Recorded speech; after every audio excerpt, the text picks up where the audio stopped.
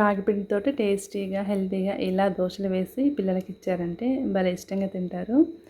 రోజు పెట్టినా సరే వద్దనకుండా తింటారు. టేస్ట్ అంత బాగుంటుంది. వీటిని ప్రిపేర్ చేయడం కూడా చాలా ఈజీ అనమాట. ఒక గిన్నెలోకి ఒక కప్పు ఉప్మా రవ్వ, ఒక కప్పు రాగి పిండి తీసుకొని అదే కప్పుతోటి కొంచెం పులిసిన పెరుగు కూడా వేసుకొని కొంచెం కొంచెంగా నీళ్ళు పోసుకుంటూ వీడియోలో చూపించిన విధంగా కలుపుకోవాలి. ఇలా కలుపుకున్న తర్వాత ఒక గంట పాటు నానబెట్టేసుకోవాలి. ఒక గంట తర్వాత దీన్ని అతన్ని కూడా మిక్సీ జార్లో వేసుకొని అవసరమైతే కొద్దిగా నీళ్ళు పోసుకొని మెత్తగా మిక్సీ పట్టేసుకోవాలి.